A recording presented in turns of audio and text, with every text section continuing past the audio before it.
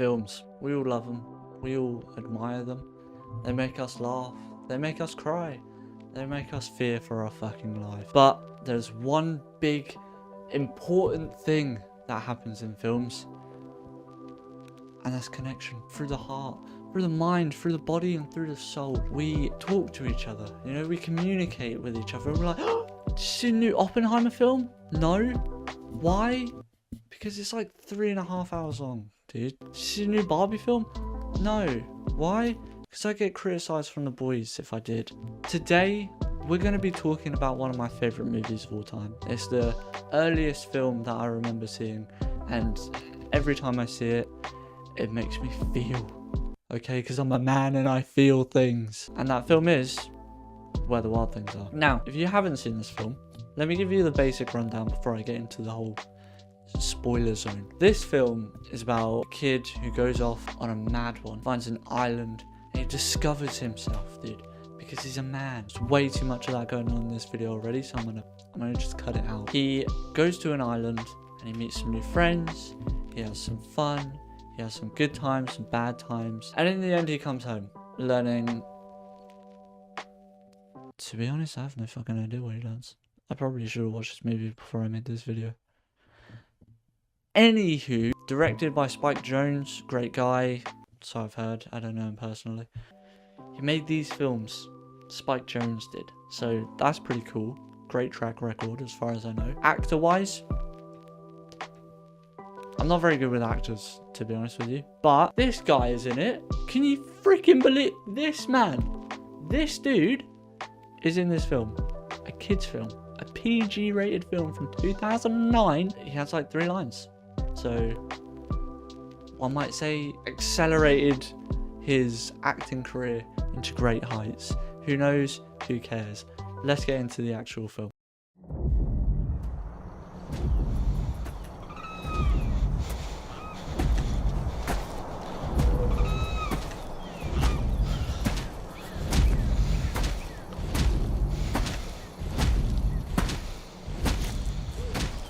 I didn't want to wake you up, but I really want to show you something. So, first off, to start off the film, we meet a little kid, born and bred, not born inbred. This kid, his name is Max Records. The actor's name is Max Records, but his name is just Max. We see a slightly worrying piece of violence. Max is hounding this dog quite literally, running after him, trying to capture his soul. It's like he played Black Ops 2 zombies, met a hellhound, shit himself, and decided to take all of his anger out on his actual dog. Tried to reverse the roles, and to be fair, he's got a fork, so evidently he came prepared. It's not pack a punch, but he hit the box a few times, got a few mods. That's pretty cool, I'm impressed. And then the title sequence hits. Where the Wild Things Are. Before I get really into this, I need to say that the soundtrack to this film is one of my favorites, if not my very favorite. The person who made all these songs, Karen O, also made the new teaser song for Dead Island 2, which is so good, dude. Once the kid who got a fork from the mystery box decided to kill his dog, he's in class and he's in science, right? He's playing with his little dinosaur thing, and he learns that his son's gonna die. For fucking shadowing, my guy. And then we get home, right? After a long old day of school, everyone just wants to get home and they want to chill out. So what does this kid do? Goes home and he builds an igloo. He's built different to anyone. After building an igloo, he's very proud of it. He's only like 12 or whatever. So, you know, is he really built different? I don't know. He goes over to his house, knocks on the window, asks his sister Claire, hey, dude, just build a freaking igloo. How sick is that, first of all? And second of all, come check it out. It's sick. And she's like, dude, piss off. Go play with your own friends, right? Wrecked. And then he goes back to his igloo and he goes back to his army. He has an army of fences. Wooden. How crazy is that? Splinters. Freaking like that cactus from Plants vs Zombies Garden Warfare. After controlling his army of wood, sure, he then sees Claire's friends roll up in their brand new whip. Max decides to load up his artillery, load up his weapons, get his boys together. None of them show up or do anything, but he gets his boys together with a motivational speech, and he goes there. He slips on his way over to the battlefield, but he got there, and then he waits for his enemies to walk out, and he catches them by surprise. And he fucking yeets snowballs all over them. And they're like, whoa, what the fuck is going on, dude? What is happening? What is going on? Till they realize that Max is there, and they decide to destroy his asshole. They start throwing snowballs. There's a massive snowball fight. It's causing a ruckus. There's explosions. There's damage. There's carnage. It's the best action film ever made. And then eventually Max is like, oh shit, I need more weapons, more artillery. So he goes and fucking dolphin dives back into his igloo, and then they're all running. They're rushing towards him, throwing snowballs left, right, and freaking center, dude. And they all miss because they're like stormtroopers in Star Wars for some reason. Until eventually one brave man runs, jumps. End of film. Max is dead. Deuces.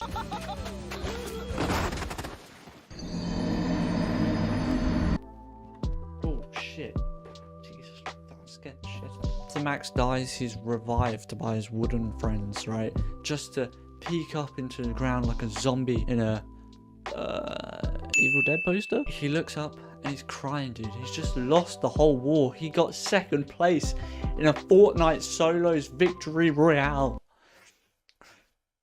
My heart goes out to him. Only real men know that experience. So the first place victory royale winner looks at him and goes, you okay? And Max, tearing up, dude. He's just lost all of his friends. This was a squad game, not a solo game. My mistake. And he looks at him and he goes, and the fucking audacity of the victory royale motherfucker. He just looks at him and he goes,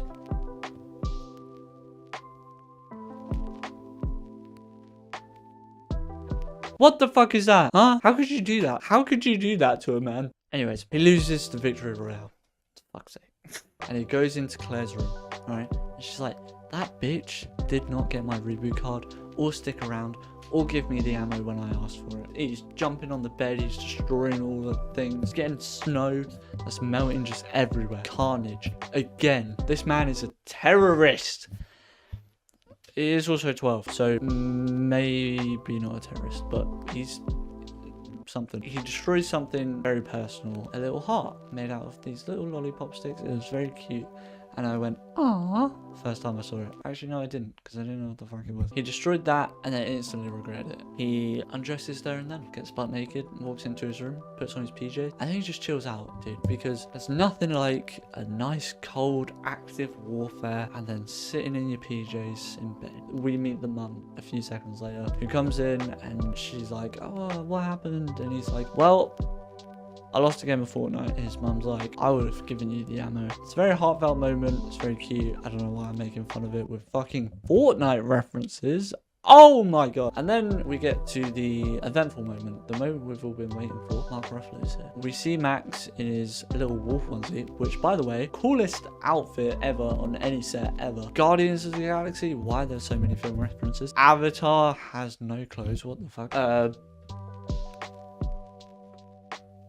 What is this? What is this film? Anyway, beat it. Because this the dog's bollocks right here. He runs down and he makes a hustle. He's like, hey, the fuck is this? Who is this man? Who is this man and why is he in my house? Why is he trying to shag my mum? And he's fuming, as I would be if Mark Ruffalo started shagging my mum.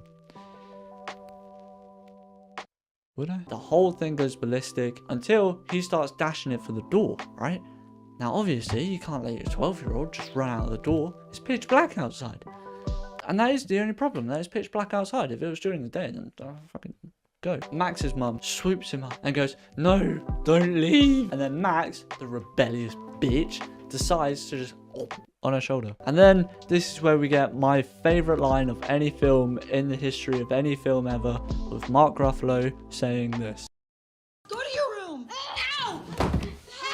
You bit me. That hurt. Honey, he can't treat you like that. Ensued his acting career. The Hulk would not exist without this one line. So after he bites her, he runs, he dashes, he makes it for the hills, and he's going crazy. He's like, whoa, whoa, whoa, whoa, whoa. And then he finds a boat and he takes that boat, which is theft. So this guy is also a thief and a terrorism. So he finds a boat and then he sails off. And it looks like it takes him quite a couple of days to get to the island, which doesn't add up because he hasn't eaten or drank anything. He's fucking 12 years old. So how has he survived this?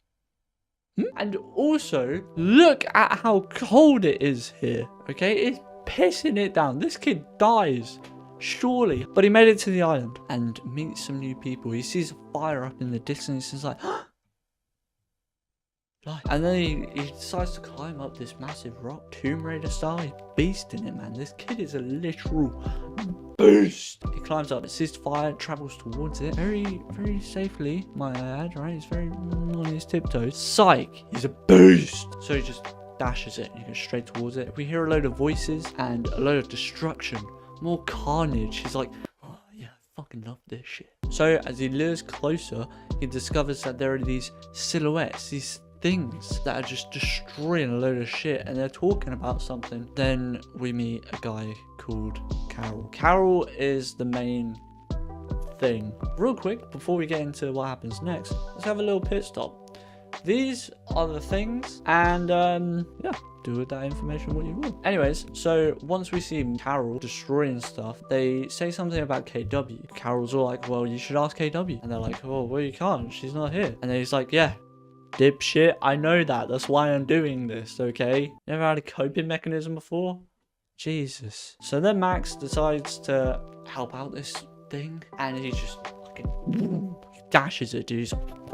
He goes through a wall, starts screaming, letting out his war cry. It's crazy. I told you, it's the best action film ever made. Until, obviously, he just straight into a wall and he knocks his own ass out. So then we meet Carol properly, up close. And I gotta say, however they filmed this, I'm pretty sure it was like animatronics and then they like kind of CG'd animate the face, is so good. No, it's not now, but it was then. And it, to be fair, no, look at that. Look at that gorgeous man beast thing, right? I watched the extras as well. I was baffled by it. There's like people, animatronic suits, just walking around, doing a thing. And it's like, this is how I imagine they'll film the Five Nights at Freddy's film. They'll actually get animatronics. They'll actually drag and drop people in it, and they'll just walk around, and they'll be like, So Max knocks his own ass out, which is baffling. And then Carol walks up to him and he goes, hey, little thing. I like the way you destroy stuff. There's a technique to your taught that can't be taught. Fucking nailed that. Well done. High five. And then he goes, thanks. Cheers. And then they have a competition and they try and destroy everything. So once Max decides to try and knock out the ball, he fails miserably. He's surrounded, dude. He's surrounded by everyone. He's like, what the fuck am I gonna do? And then they decide they should eat him. You know what I say? You got a problem? Eat it. They decide to eat him and they all group up on him. They're like, oh yeah, I'm gonna fucking eat you so good. And he's like, no! I'm a king. And they're like, whoa, we did not fucking know that. Please tell us more. And he's like, well, I'm from another land. I have magical powers. I can do shit with my mind. And they're like, nah, bollocks, chatting shit. Shut up. And Carol comes up and he's like, whoa, wait. What are you saying? I can bring people together and I can blow people's heads up. And at that point, they're like, this guy's a fucking cool guy. Let's make him our king, like he deserves. What a beast. And then the next day happens, and Max has been kidnapped by Carol and taken to a woods to be buried and killed. What it actually is Carol showing Max his kingdom, which is a very cute, wholesome moment. And then you can meet all the people as well, and it's very nice, it's very friendly. And then they get taken to a special place, the desert, because where else would you want to go? Max teaches Carol that he learned in science that the sun was going to die. That's foreshadowing again. Ooh. And Carol's all like, I give a shit. See that? That's tiny. Okay, that's absolutely minuscule, microscopic. Look at me. I'm a big guy. How could guys like us worry about a tiny little thing, huh?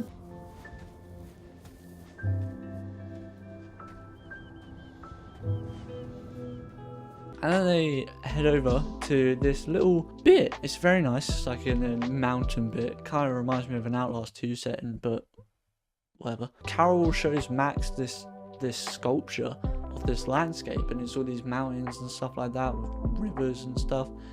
And it's supposed to be like their dream world, the dream world, the utopia where everything was nice. And then Carol was like, oh, nah, this can't happen. And then Max is like, you shut your damn face. You listen to me. This is happening, big boy. Group up, let's get it. They head to the beach and they start planning out a little map. They draw a little thing in the sand and like, oh yeah, it's gonna have all this, all that. Yeah, and then the group decides to roll up. I don't know how anyone knows where the fuck anyone is in this island, but I digress. That's fine. That's what I do. So they roll up and they hear about this idea and they're like, this is gonna be sick. Let's get it. Yeah. Yeah. They're all very excited. So they start building this tree thing and it looks nothing like the sculpture. This is the sculpture of all like the mountains and stuff. And this is what they built. Where's the similarities? So they build it and they have a nice little moment, and then Judith starts whispering to the king and she's like, hey, you got favorites over here? You know, is Carol your favorite? Because I want to be your favorite. And then KW comes along and they're like, hey, shut up, leave him alone. This is what he built. He built this with his bare hands. Our help. Just us. But their mind. He built that. And then they piss off and they go meet Bob and Terry. Bob and Terry are owls. Max asks a question in 7 words, which, a little bit of information for you. This film was based on a book. It got banned in several states because it was too horrifying for a kid's book. In the book, I'm pretty sure there was 7 pages. I've never read the book, which is the reference to Max talking to Bob and Terry in 7 words. So the next thing that happens is Bobby and Terry decide to stay overnight. Everyone loves their jokes, the fucking loud interrupting Carol.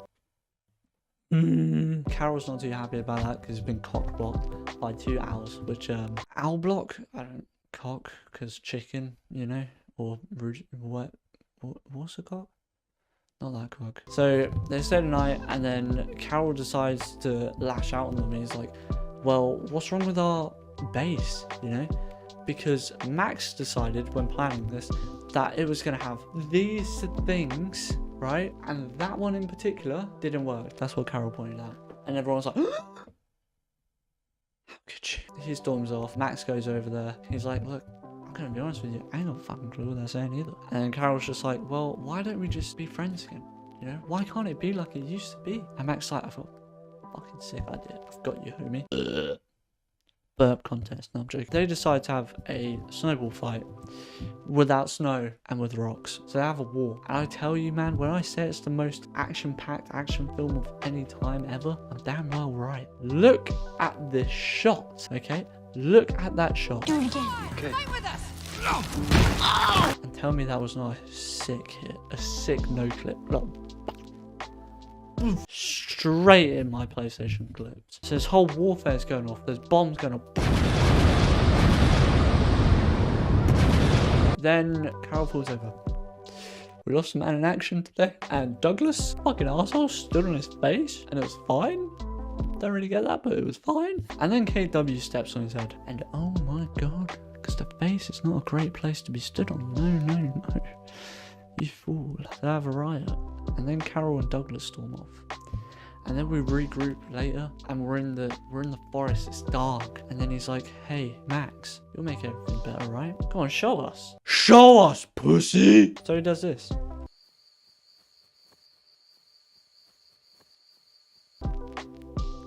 Cute little robot dance. And then everyone's like, that was dog shit. I'm going to be honest. That was absolutely awful. And then it starts to snow. And everyone looks back at him and is like,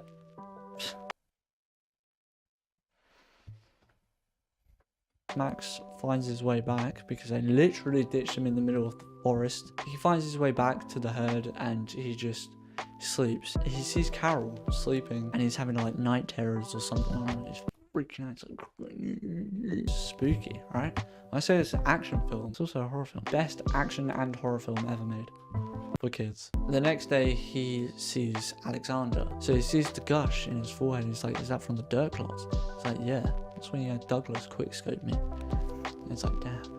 And then Alexander comes to the realization that Max is not a real king. He's just a bitch. But the main point that he makes is to not mention it to Carol, because Carol will go ballistic and rip his arsehole in half. Again, sideways. So like it already goes down. This way it will go like down and across like that. So it'll be like a, instead of an anus, it'll be plus. And then we cut to the nighttime because it's very scary. It's very dark in the nighttime. And Carol wakes up in the middle of the night screaming. It's like,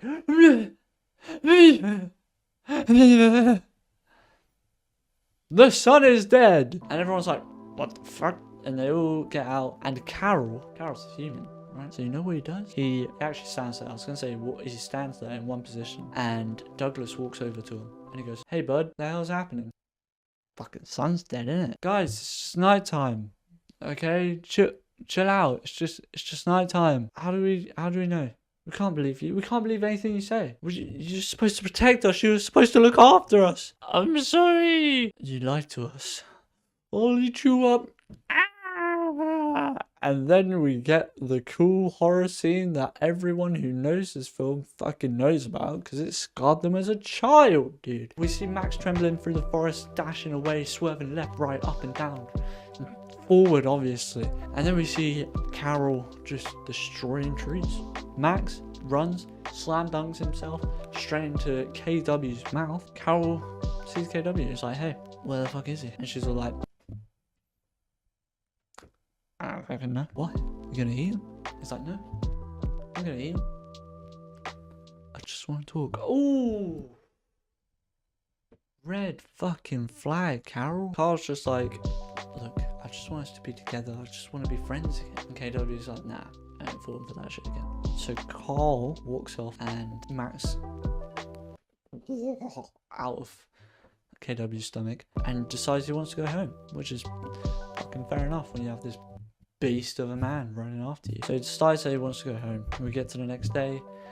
Max looks at Carl one last time and says, I'm Max. And Carl comes in with the fat diss and he's like, well, that's not very much, is it? And then we get to the final part and he says, Max says his goodbyes to everything whilst Carl lashes out and destroys everything. So he gets on his boat, he says goodbye to everyone and he starts sailing off and everyone goes, ow!